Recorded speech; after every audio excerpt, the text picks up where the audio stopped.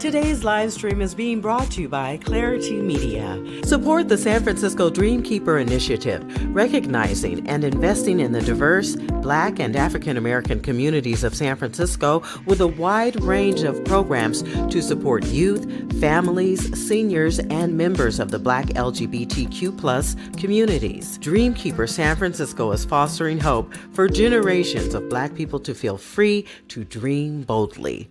Visit dreamkeepersf.org today.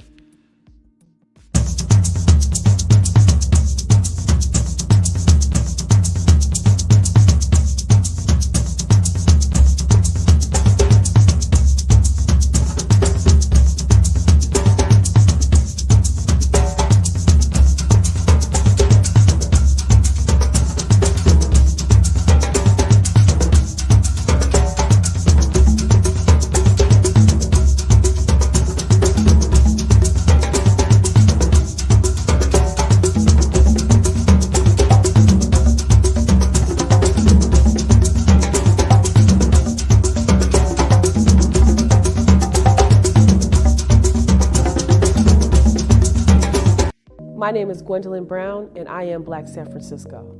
My name is Evan, and I'm Black San Francisco. Hi, I'm Erica, and I'm Black San Francisco.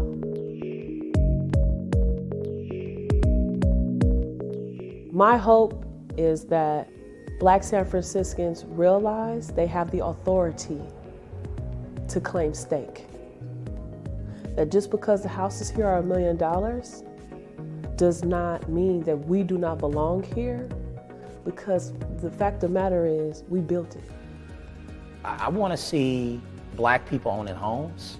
I want to see Black folks with jobs in tech. I want to see Black folks playing with their kids at aquatic park. Black equity. I want us to have equity in San Francisco, and that as far as business, as far as home ownership and space. I want people to come to San Francisco and see us beyond, in communities beyond Bayview. First of all, a lot of honesty from our city, from people from different districts, so that the same resources and the same support that's in the marina, you know, it could happen here in the Bayview. We're fighting for home ownership, we're fighting for equity for our business, Black businesses, and for space and culture. We just want to bring our city back, and we want to make sure that folks know that there has always been a Black San Francisco, and there always will be. If you'd like to be a guest or suggest show ideas, drop us an email or a direct message. We'd love to hear from you. Clari-T Media, human stories, grassroots solutions. Subscribe, like, follow, and share. The Bay Area Mental Health Hour, Clari-T Conversations, and We the People. Building trust for the first time. Out of chaos comes clarity. Clari-T Media. Rock with a few, drip lit like a spot. Just winning, media life spinning, media life spinning.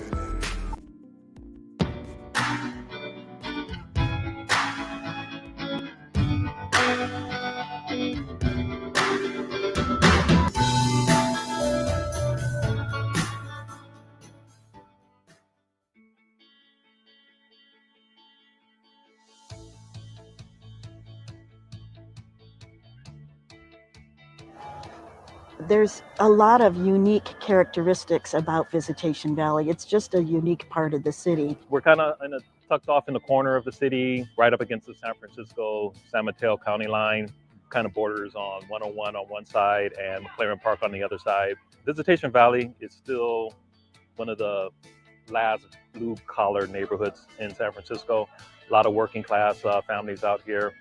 It's unusual because there's not a lot of apartment buildings. There's a lot of single-family homes.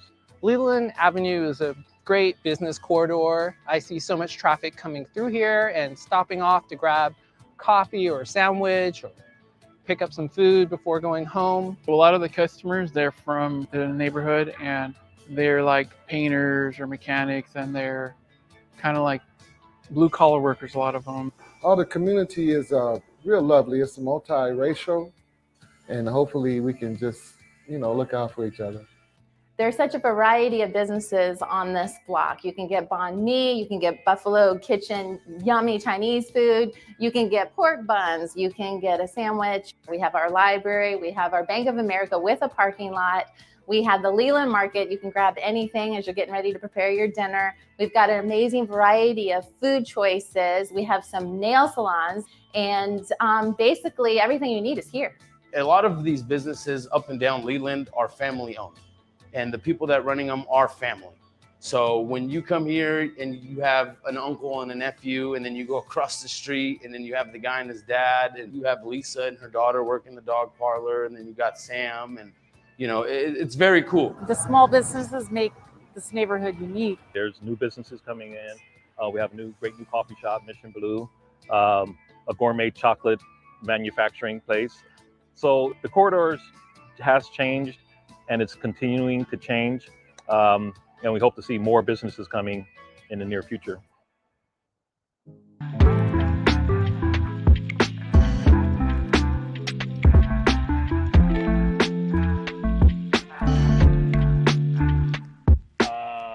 We are so blessed to be leaders in the city and county of San Francisco. San Francisco is extremely rich in resources and services, with over 7,000 nonprofit organizations, yet less than 2% of them are led by African Americans. We want to change that paradigm. With the Dream Keepers initiative that hails out of the Human Rights Commission and a grant that Success Centers was fortunate enough to receive from the Office of Economic and Workforce Division, Econ side, Success Centers is pleased to offer and host the Leaders Academy. Since 1849, when our city was founded, nonprofit organizations have been at the pinnacle of it. When the YMCA opened its doors for Chinese immigrants in support of their culture and issues integrating into our fair city. Today, the struggle continues, with less than 2% of nonprofit organizations being African American led.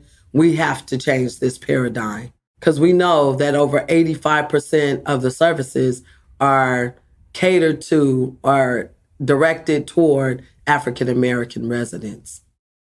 10 years ago, when I came back to Success Centers and became its first CEO, we were a $500,000 organization. Today, less than 10 years later, we enjoy an operating budget of over $8 million. And that took a lot of work. We had to listen to our constituents. We supported a number of mergers and acquisitions. But the main thing is we had to strengthen the capacity and the infrastructure of our organization. So today, we'd like to share our knowledge. I'm the CEO, first ever of Success Centers, and I was never formally trained. I moved from job to get the experience that I thought I needed to be in the seat. But today, we want to open up what we've learned and share it with the community so that we can expand the opportunities for African American leaders in our city. So I encourage you to join us, along with the Human Rights Commission's Dream Keepers Initiative and the Mayor's Office of Economic and Workforce Development for Leaders Academy. This is a year-long commitment, one day a month, where we will retreat as organizations, learn and share among each other, not only how to be leaders, but to learn the difference between leadership and management, to understand how to put our budgets together, to create healthy relationships between board and executive director. We hope to get our Leaders Academy started mid-September and go through the end of June.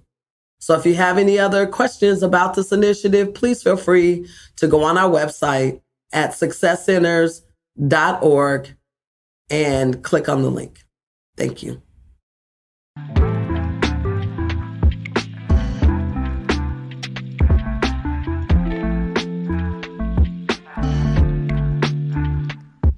Today's live stream is being brought to you by the San Francisco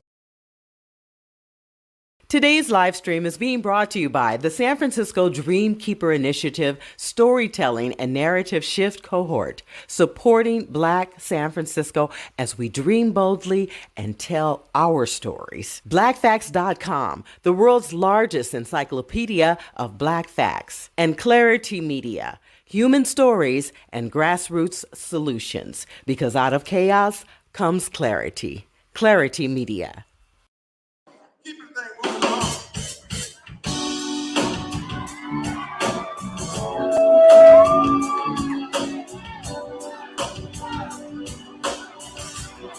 Oh, well, this is the moment. You feel it?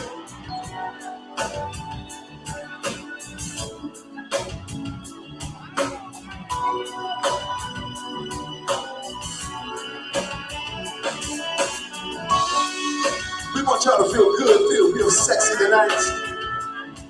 Feel love.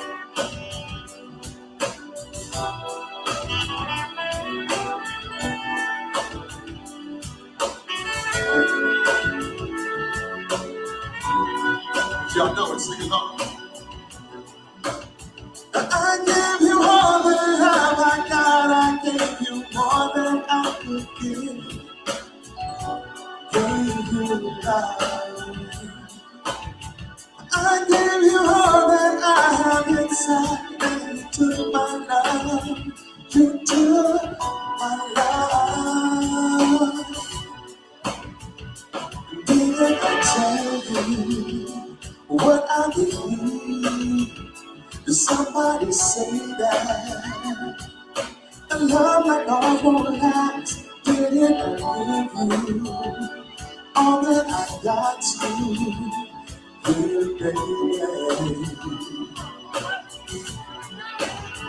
I gave you all the love I got. I gave you more than I could give. Gave you love. I gave you all that I got inside, and you took my love. You took my love. I give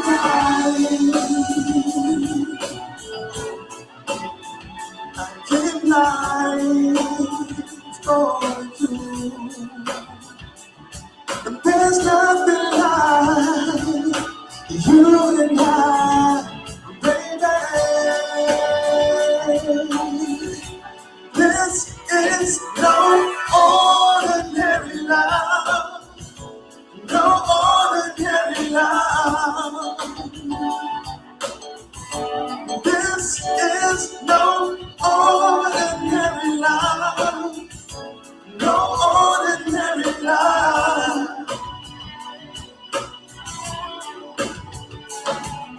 You came my way.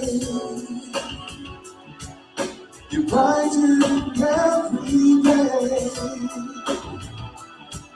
with your sweet smile.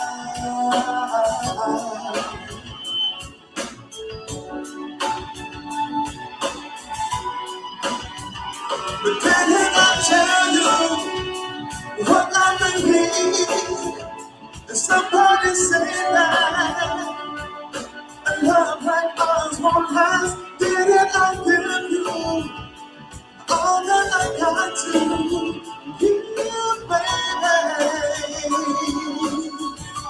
This is no ordinary love, no ordinary love. This is no ordinary love, no ordinary love.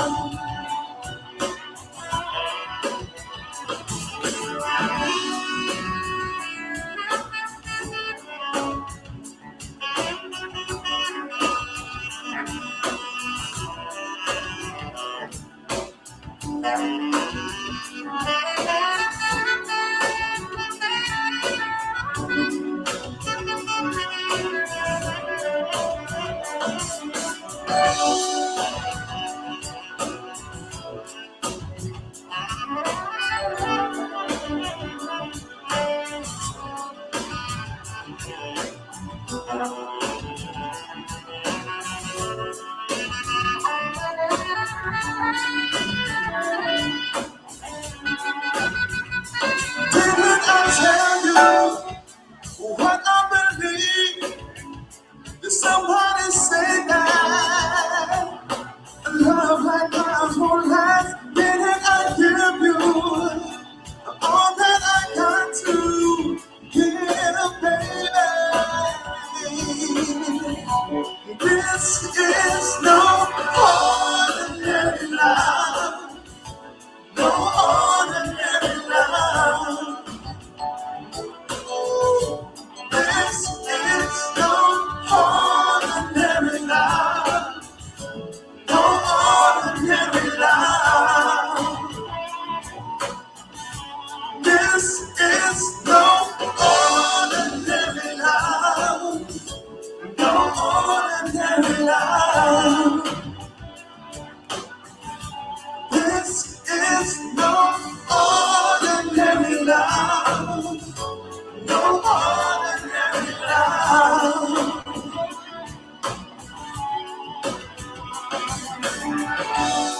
Keep crying for you. Keep crying for you. Keep trying for you. Keep crying for me.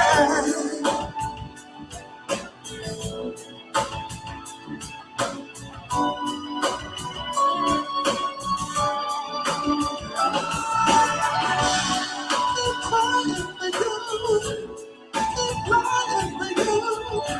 Keep trying for you. Keep crying for me.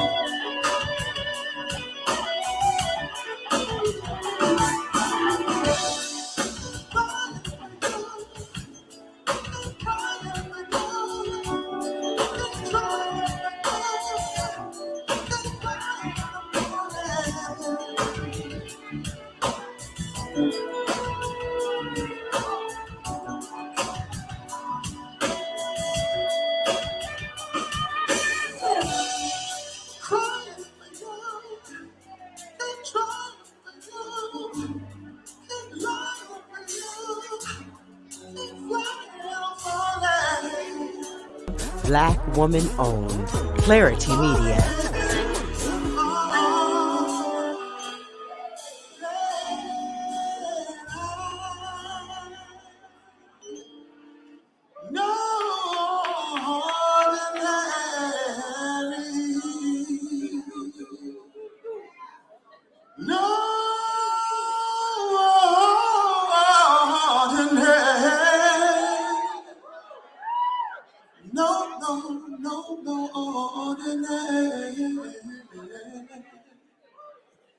No ordinary love.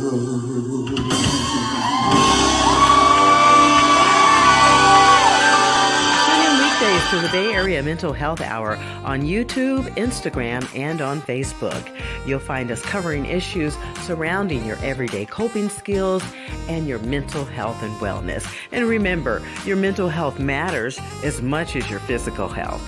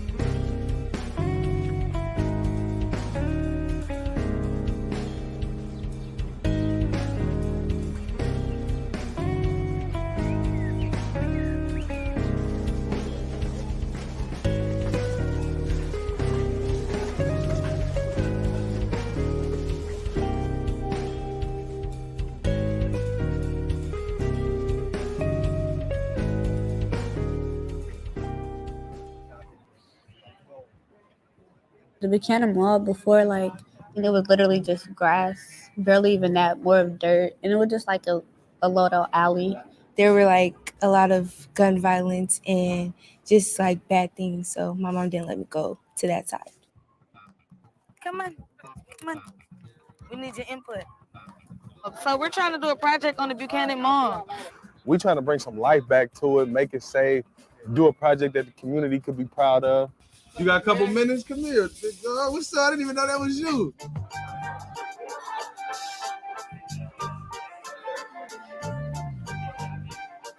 I want to figure out what we could do to make it a place where people come and like have fun, or it's safe for them to walk. Just make it a place where people feel comfortable or like playing and walking through. We set out to do a community piece that involved long-term residents, the youth, and then at the end we was able to do a beautiful activation. So now we just want to know what you guys want to see. Since you guys are all here, we got a lot of people. So yeah.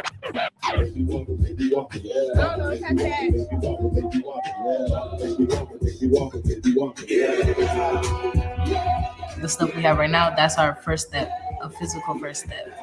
To show the community we did something so that people could see what we done and to like hopefully bring in more people to be like, okay, I want to be part of it too. Okay, أنا لوامي قاعدة سمارم and لماتي متين مسرحي. We work at the Buchanan Mall, so we came so we can hear your opinions and inputs on what you would like to see in the Buchanan Mall.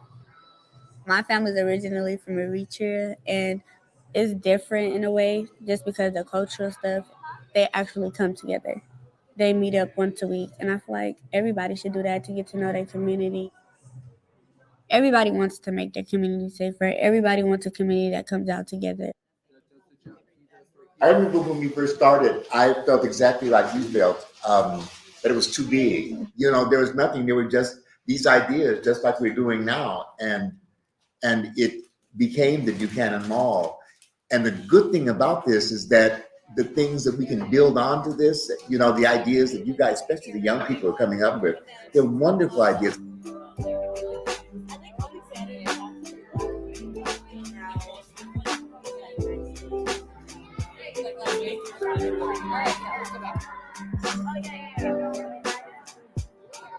My vision for the Buchanan Mall is to have it be the rebirth of the community in the Western Addition and the FOMO. The generation to come after us, I want them to always like have that Buchanan Mall to be the rock, to be the foundation, to like say this is our home, and like if they were ever like lost, they would look back on the Buchanan Mall and be like, this is how they did it. This is how we're gonna keep our home.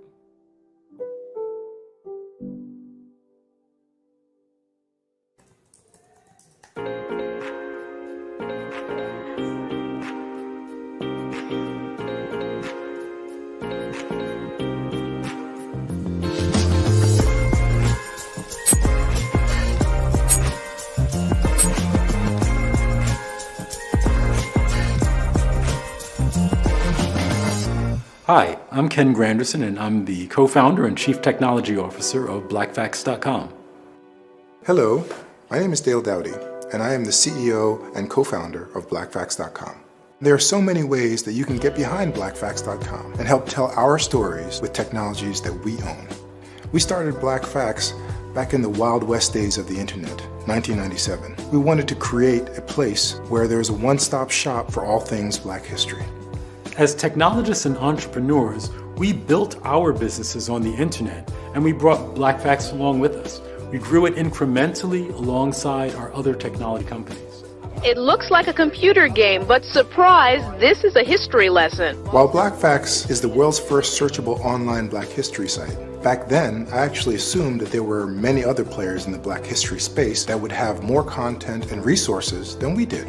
Little did I foresee that more and more schools would stop teaching history, Black history in particular, and more parents and students and teachers would be concerned about knowing their culture and would seek that information online, eventually coming to blackfacts.com.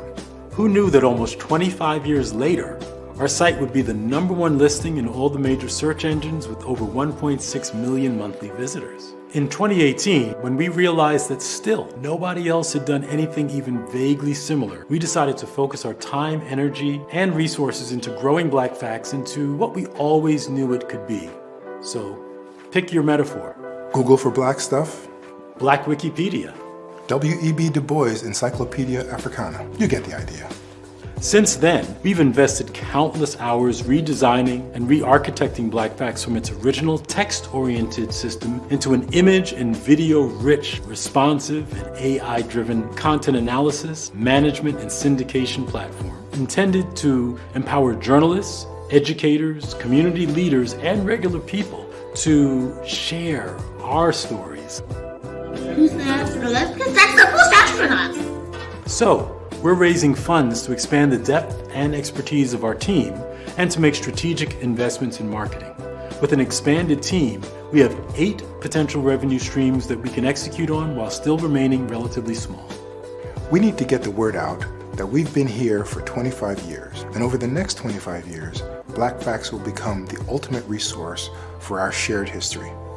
You can join our mailing list. You can post about us on your social media. You can become a premium member of the site. You can become a corporate sponsor or tell your company about our diversity web widgets that can play hundreds of Black history videos on your diversity page.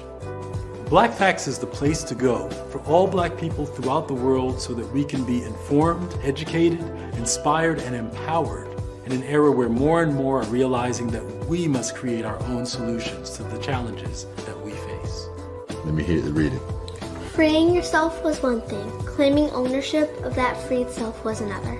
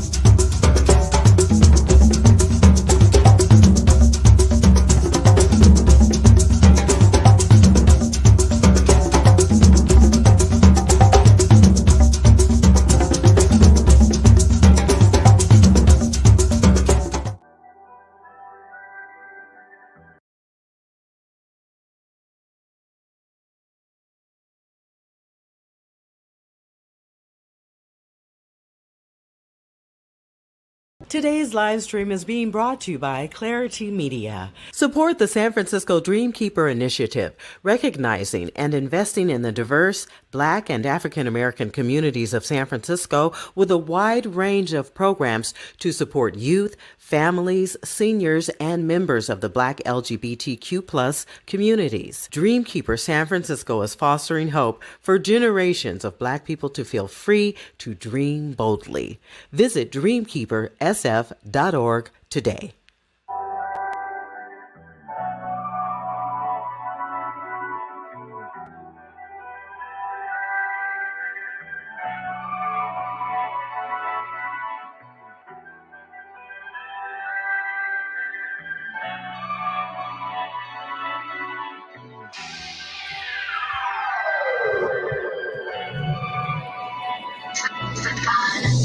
I don't fuck with the hate, I don't fuck with the hate. This piece of love I embrace, this piece of love I embrace. I don't fuck with the hate, I don't fuck with the hate. This piece of love I embrace, this piece of love I embrace. I don't fuck with the hate, I don't fuck with the hate. This piece of love I embrace, this piece of love I embrace. I don't fuck with the hate, I don't fuck with the hate. This piece of love I embrace, this piece of love I embrace.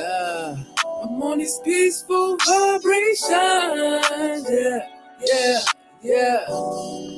That's that peace and love, yeah.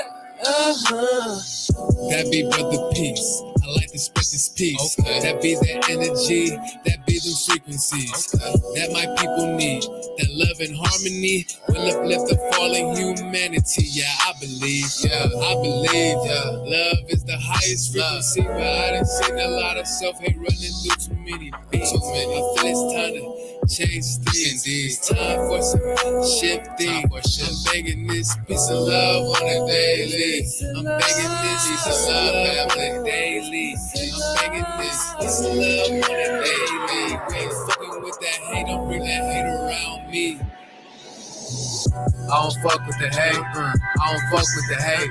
This piece of love I embrace. This piece of love I embrace. I don't fuck with the hate. I don't fuck with the hate. This piece of love I embrace. This piece of love I embrace. I don't fuck with the hate. I don't fuck with the hate. This piece of love I embrace. This piece of love I embrace. I don't fuck with the hate. I don't fuck with the hate. This piece of love I embrace. This piece of love I embrace. I'm on this peaceful vibration. Yeah, yeah, yeah. That's that peace and love. Yeah, yeah, yeah. Living life to be a living light, shine up in the dark. Peace and love in my heart. All it takes is a spark. Fire, fire, you the flame. Street fighter, how I start. On the grass like the park. High flight to be smart. Memories, wonder if they'll remember me. Leave a solid legacy, change the vibe of my family. 2 fingers split, unity they represent. I seen them change from G's to gents in the game from off the bench. Pay homage before rent, out of pocket they like lint. They like elbows, they get bent. In the club, dollars spent. Peace of mind they wanna get, but it's ours in the end. They don't mean to offend, but you a loser unless you win. I don't fuck with the hate. I don't fuck with the hate. This piece of love I embrace. This piece of love I embrace. I don't fuck with the hate. I don't fuck with the hate. This piece of love I embrace. This piece of love I embrace. I don't fuck with the hate. I don't fuck with the hate. This piece of love I embrace. This piece of love I embrace. I don't fuck with the hate. I don't fuck with the hate. This piece of love I embrace. This piece of love I embrace. I'm on this peaceful vibration. Yeah, yeah, yeah. That's that peace and love. Yeah, yeah, yeah.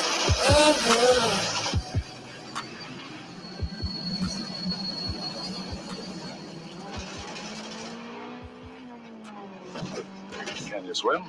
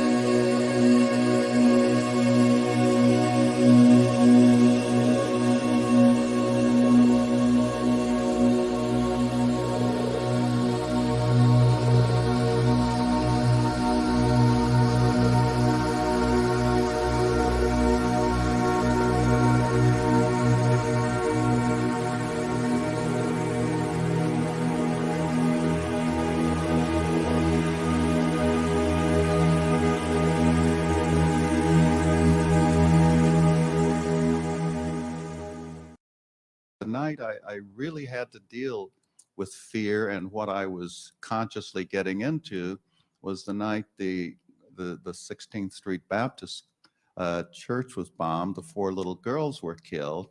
I was in Washington, D.C. when I heard it, and I went to visit some friends on a hot summer day. They were in Virginia, and I drove up to their house and was walking up, and the door was open, and I heard the radio announcing the bombing, and they came to the door, and I said, whoops, I'm gonna have to go home. I turned around, I drove back to DC, and when I got there, there was a military vehicle saying, Burke Marshall wants you to go to Birmingham. So I grabbed some clothes, threw them in, I flew to Birmingham. By the time I got there, it was getting on into the evening early. It was still light outside. I got a briefing at the FBI headquarters, and they asked me to make contact with Martin Luther King and the Black community and try to orchestrate things and keep the peace. So I got in a car, and by then it was dark, and people were shooting at each other on the streets. Blacks were shooting at whites. And I remember very consciously saying, this is crazy. And at this time, I was in the white community, and it was getting dark. I kept the lights off and hoped no one would shoot me and that I could get out of the white community as a Black driver safely. And even remember sort of fantasizing what it would be like to have a bullet come through the windshield. When I got to the Black community, I turned on the lights so they could see that I was Black. So I was conscious of this, and I knew it was dangerous. I don't know if I was stupid or dumb or committed. I don't know what drove me beyond that, but I was aware of it, but it seemed like something that needed to be done. And I have to say that I was inspired. I felt like a coward most of the time because I'd see these young school kids come to demonstrations, and they'd have a towel and a toothbrush with them, knowing they were going to get arrested, knowing they were going to probably get beat up, and knowing they were going to go to jail. And every time I got arrested, except the one time that the film indicated where I actually did get arrested and taken to jail, I did that because I was trying to show Dr. King I could get arrested. But every other time I'd whip out my ID, and I felt like I had to show some bravery because Dr. King and Andy Young and the locals, I just admired their bravery and what they went through so much.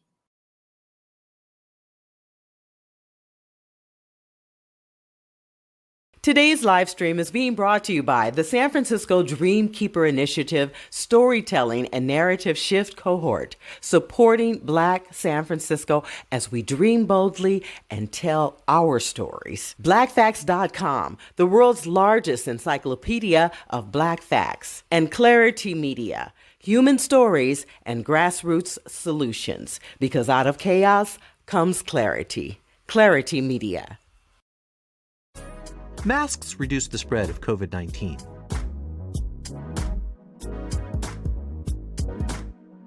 COVID-19 spreads from person to person through respiratory droplets as we cough, sneeze, talk, or breathe. Wear a mask that covers your nose and mouth and fits snugly against the side of your face without gaps. Masks act as a barrier to help stop respiratory droplets from spreading to others. They also act as a barrier to help stop droplets in the air from spreading to you. If you are within 6 feet of a person with COVID-19, you could be exposed. Stay at least 6 feet from other people and wear a mask. If possible and safe, increase ventilation by opening windows, doors, and using fans. Wear a mask over your mouth and nose. Stay at least 6 feet away from others. Avoid crowds and poorly ventilated spaces. Wash your hands with soap and water for 20 seconds. Get a COVID-19 vaccine when it's available to you. This public service announcement is being brought to you by Clari-T Media. Out of chaos comes clarity.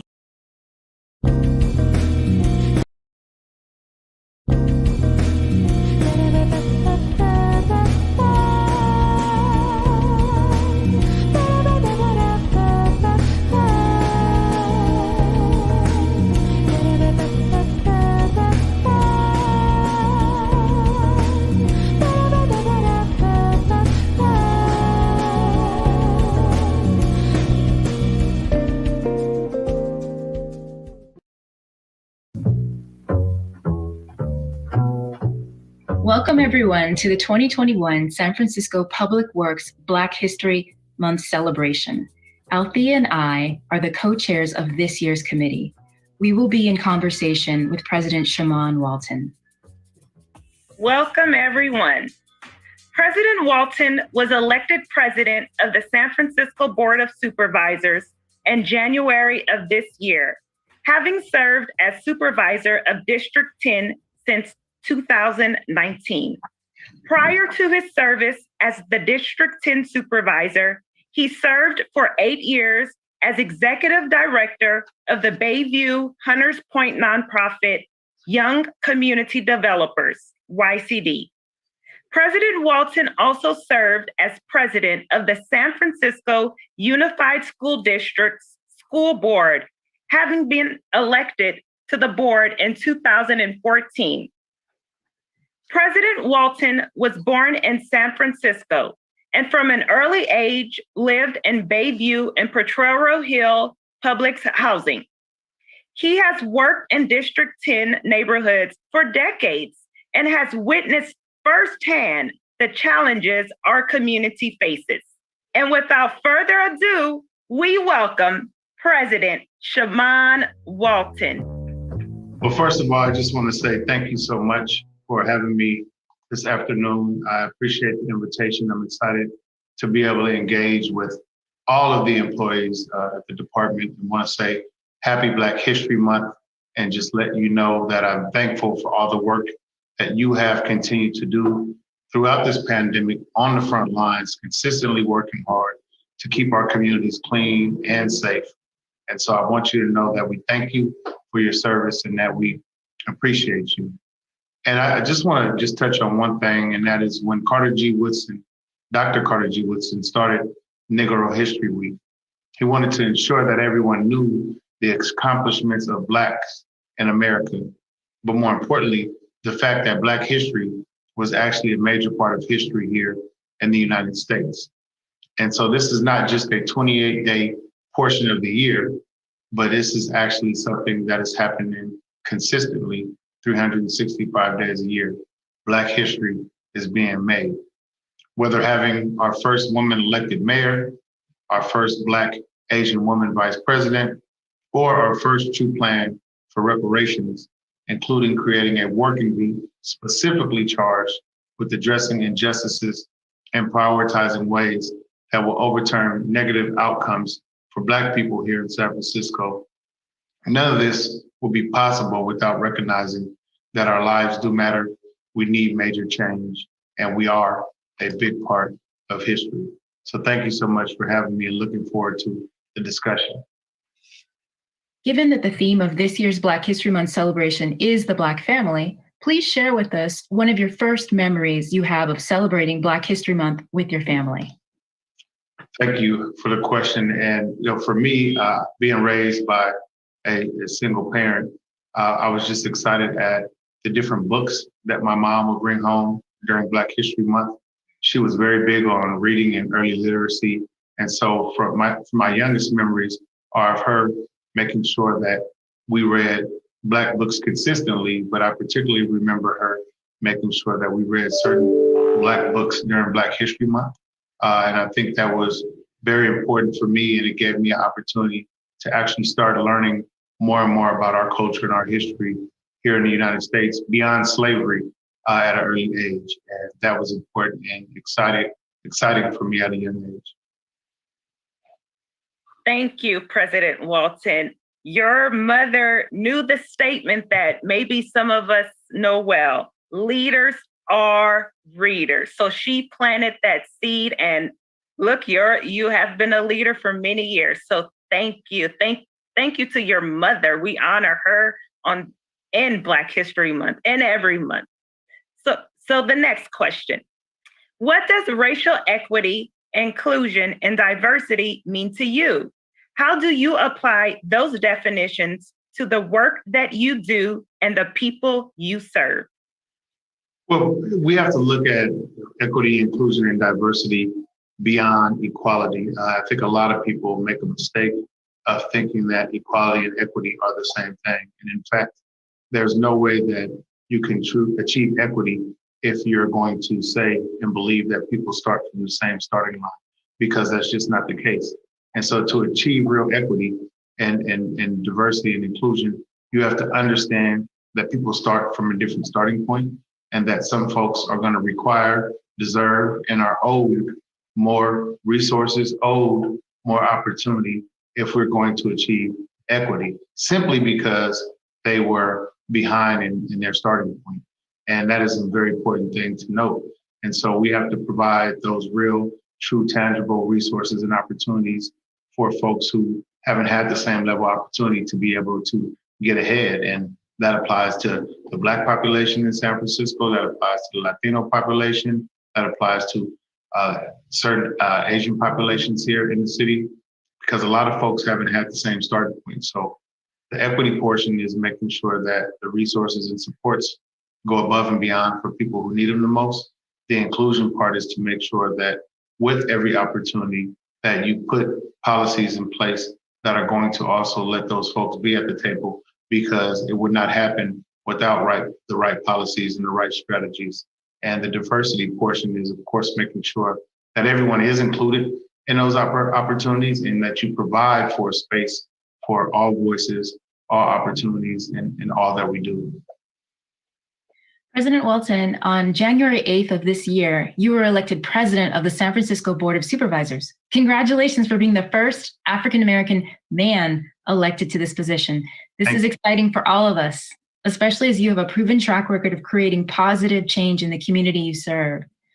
What role do you believe the San Francisco Board of Supervisors can or should play in helping the city achieve a higher level of racial equity, inclusion, diversity, fairness, and justice? Well, the Board of Supervisors has to first make policies and pass laws that are going to create and allow opportunity for true equity. One of the things we have worked on even prior to me becoming president of the Board of Supervisors is getting legislation and a reparations plan actually in law and on the books, and we haven't been able to achieve that. We now have a legislated reparations working group that applications are being submitted for as we speak. They're going to be charged with looking at all the injustices of Black folks here in San Francisco, and then making sure that they prioritize and come up with strategies and the resources to fund what that reparations package and reparations plan is going to look like. So we have to make sure that we're making laws and passing policies that are going to achieve equity for Black people and get people to understand. We have a role to get people to understand and get information out that the negative outcomes that have existed for Black people have been existing far too long. And it's because of previous policies, it's because of previous laws that allowed for us to be in this position and in this space. Aside from going back to slavery, where we were brought here to this country to work for free, our education was taken away from us, our ability to reproduce was taken away from us. And so they really did a number on us, making sure that we didn't have an opportunity to build and generate wealth. And we have to overturn it. So we have to make policies and laws that are going to be beneficial to achieving equity and social justice for the Black population. But we also have to be vocal about it. We have to be unapologetic about it, because as we continue to have conversations about equity and what it's going to take to achieve that, that also means that some populations who have typically benefited from our plight, benefited from the fact that we have so many negative outcomes, are now going to have to lose some of those privileges that they've had previously. And that's always going to be hard. And we have to continuously bring that up, continuously talk about that, and continuously work against that. Thank you so much, President Walton. Thank you for being a part of creating what I like to call righteous policies and laws, those that tackle injustices and oppressive laws on the books. So thank you, and everyone else on your guys' hard work. So President Walton, in your February 4th interview with Kamazi Aaron of ABC News, you noted that while the issues facing the Black community aren't new, being in the position to make change is. You also said, I was elected to do a job, noting that the things that we were going to fight for were equity, social justice, and making sure that our low-income communities and Black population have the opportunity to thrive. So President Walton, how can we as a community of city employees and residents of San Francisco work with you to actualize this vision? Well, I think the first thing, one, is to get the information out about some of the policies, the things we're working on, and to provide input on that so that I can do my job well. I can't do my job without receiving input that goes from my folks in community, my constituents, but also the workforce here in San Francisco. And so I would even say conducting this forum and having this discussion is a form of bringing us together and providing an opportunity for us to work towards achieving some of the goals that my office is pushing for, and quite frankly, some of the goals of my colleagues. So allowing the space to exist and happen. I think that continuing to fight in your specific department for the racial justice and equity that a lot of our city departments are pushing for is an important piece now. As we're looking to change certain policies around EEO complaints and who is the person or the entity that is going to address those and deal with those. The input that I get from city employees, the input that I get, of course, from Black employees is an important piece of helping me figure out ways that I can be helpful with our workforce. And so it's really just about spending time and discussion and engagement and having these conversations, letting me know what issues exist so that we can formulate policy and in conjunction with our conversations that are going to be effective and helpful for you as workers for the city, but also for folks in our community. Some of you live here, obviously, and you see what happens in our communities from day to day. And so providing input as employees and people who live here is an important piece of me being able to do my job well. And I just want to thank you for even asking that question and having a conversation about being available to be in a place where we can work together on some of these discussions and these issues that we need to address for our community. Thank you. Thank you. I believe that we are better and stronger together. So this last question, and before I read it, I just want to thank you for exemplifying to all of us that you don't have to be a product of your environment. And also, most importantly, thank you for modeling true Black excellence to our Black people, specifically to our Black boys and men. And if I can, to echo what Althea is saying, thank you for being a product of your mother's environment, of really taking in the lessons and the books and the learning and the nurturing and the vision that she had for you. And I think that every time you strive and you speak to people, you speak to the community, you speak to people that are just in need of guidance, it's one more way of honoring her. So thank you for that. Thank you. So President Walton, the $1 million question. What would you like future generations to read about you or write about you in our history books? Oh, wow. I think for me, I one would just want people to be able to state and say that I was someone who understood that your resume could change. So no matter the lessons that you had to learn along the way, our people can be successful in spite of that. I mean, if we weren't in this place right now, and if we didn't believe in being able to change the resume, my resume would have read single mother, single parent home, had 2 children before the age of 18, expelled from school several times, in and out of juvenile hall. So that could have been what defined me in my life. But the fact that I had a strong mother, the fact that I had mentors like Fillmore Graham, whose picture you see behind me, or Dr. Marshall, who started the Omega Boys Club, Alive and Free here in San Francisco. The fact that understanding you have an opportunity to get good information, learn how to handle situations differently, overcome that, and really just use your past challenges to your future success. And so I would just hope that they would say that he understood that his circumstances was not going to be able to define him, and that having that knowledge and information, he also understood, as you can see in this picture behind me depicted, where someone is reaching over and an arm is lifting up, that being able to help other people and bring other people forward and helping other people overcome some of the obstacles that you have does not mean that you have to weigh yourself down, and does not mean that it's going to interfere with your opportunities. And so we have to give back. We have to realize that all the information we've learned belongs actually to everyone else. And so I would hope that they understood that I truly and really feel, and not just talk about the fact I believe we should give back to our community, but actually I'm working hard to do that so that our young folks and folks coming behind us can be successful. Thank you, President Walton. Once again, we appreciate you. And my God, your resume can change. That really hit home for me. Thank you once again. Much blessings on this afternoon. Thank you so much, and happy Black History Month, everybody.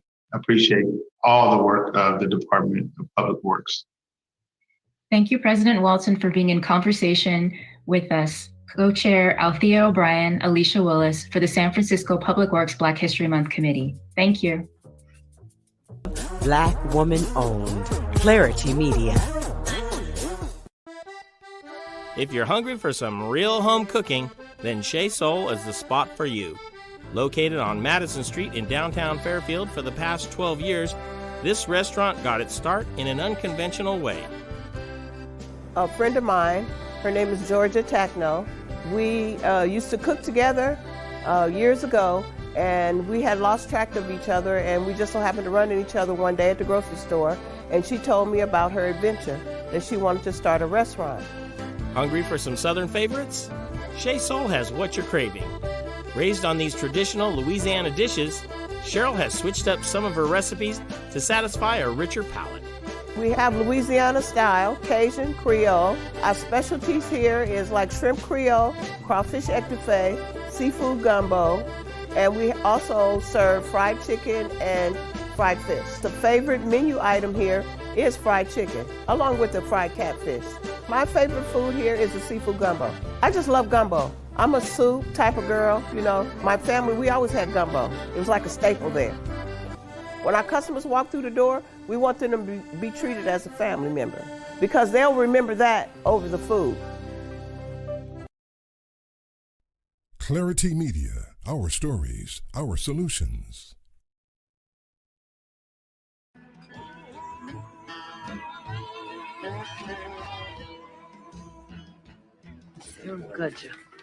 Gudja? Yes. Miss Sarah apparently went blind a year before this interview was taken. I mean, there's nothing written to describe her, but that pretty much says it all, you know. This, her mouth. Yeah, the set of mouth. When they did these, are these like, did they ask them some questions, or did they just Each one is a talk? response to the question, but there was a set of subjects on a list that they would ask the ex-slaves about. Okay.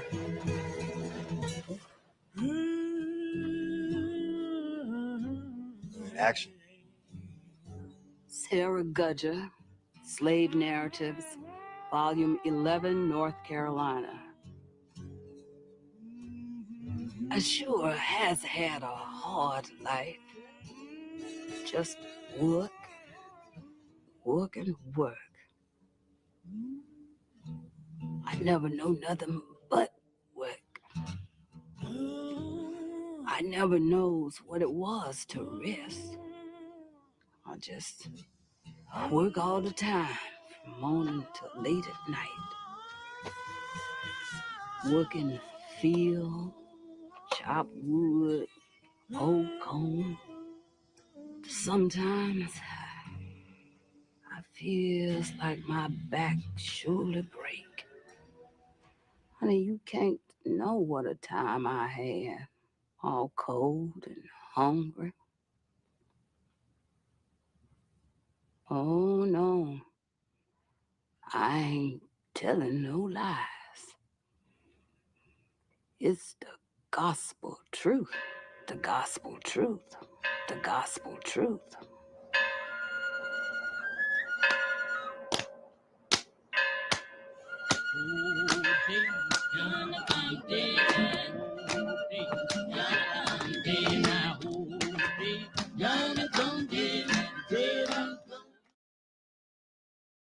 Today's live stream is being brought to you by Clari-T Media. Support the San Francisco Dreamkeeper Initiative, recognizing and investing in the diverse Black and African American communities of San Francisco with a wide range of programs to support youth, families, seniors, and members of the Black LGBTQ+ communities. Dreamkeeper San Francisco is fostering hope for generations of Black people to feel free to dream boldly.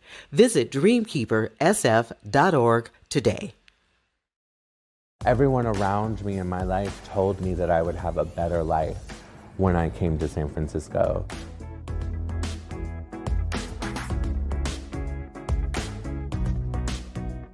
So many trans people come here like refugees from other cities in the United States.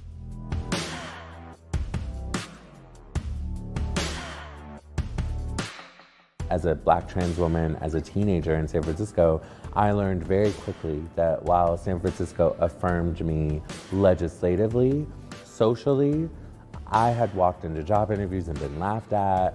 I had been spit on the street. In a lot of ways, we've been dehumanized and we've been denied access and discriminated against in many, many ways. When we talk about trans women of color, there are so many layers of oppression that they have to deal with. We realized that if we didn't do something, that the Tenderloin was quickly going to become gentrified and our history was going to be completely erased.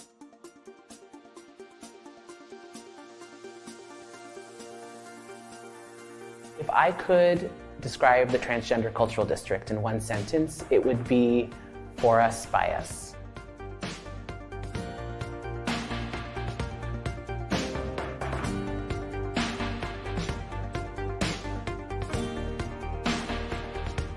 I think the transgender district affirms that rich history and gives trans people and the broader public access to those moments in history that I think define gay and trans liberation that we know today and the freedoms that we have.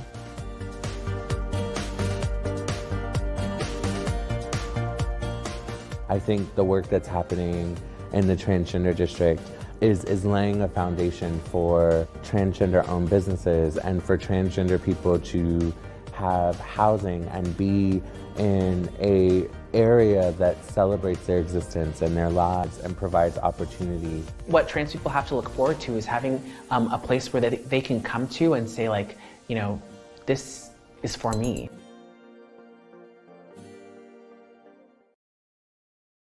60% of all Californians who get hurt on the job are Latinos. The California Applicants Attorneys Association fights for equal treatment and rights of immigrant communities when applying for workers' compensation. Know your rights as an injured worker.